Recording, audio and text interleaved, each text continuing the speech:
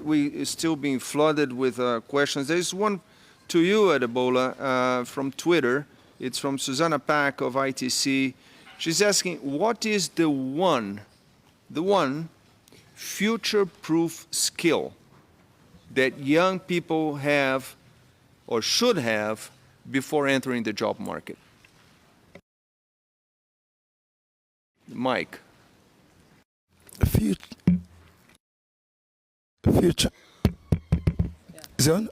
Future-proof skill, I think, would be understanding the internet. It's the world of the internet.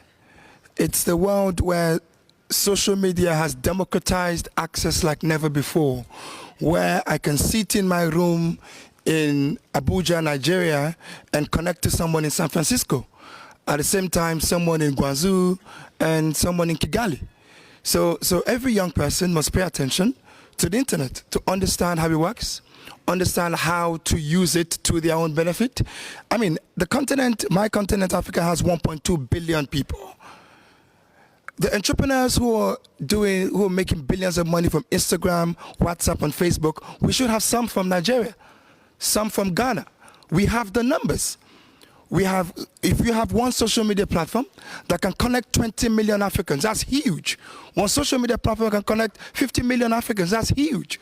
You know, and if you look at the recent xenophobia attacks in South Africa, where, you know, South Africans were asking non-South Africans to leave their country, I like to say that, you know, African countries need to move from competing over menial jobs, from competing over white-collar jobs, to innovation and invention. Who is creating the next solution, the next big solution for the continent? Who is creating I mean, we have so many problems that there's a big opportunity to be trailblazers. And a bit of this also goes to the leadership of the continent, you know, which is why I would say that in future, you know, WTO needs to bring some African presidents here.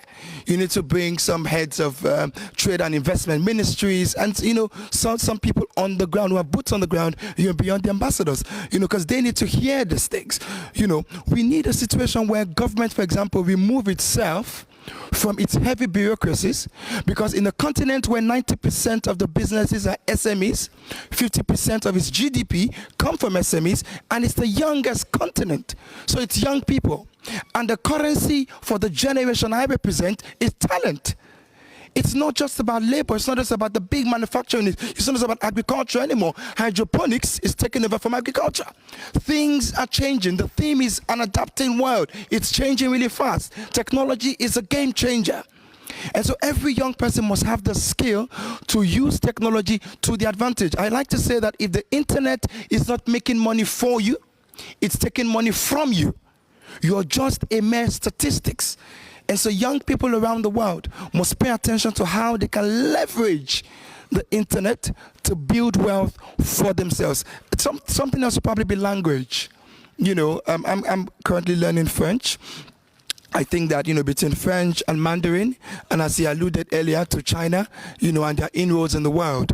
I, for example, I'm not sure about the deals that the leaders on my continent are making with China. So a number of us need to learn the language, need to understand the people, so we can understand these things that they are tying our future into before we wake up one morning and realize that we are now in another modern day slavery. You know, so another advice would be language. Pay attention to global politics, pay attention to global trade, you know, pay attention to what informs, you know, decisions. Young people must be curious. If you're not curious, if you don't get information, you can't solve the problem.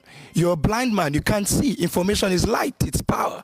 You know, so young people must be curious about their continent. Yesterday, a friend told me about some country where I could buy a piece of land at $10,000 and build a hotel and make at least $10,000 a month. A country on my continent. I came to Geneva to hear about this. Curiosity, information, you know, so there's so much that can be done, you know, across our continent.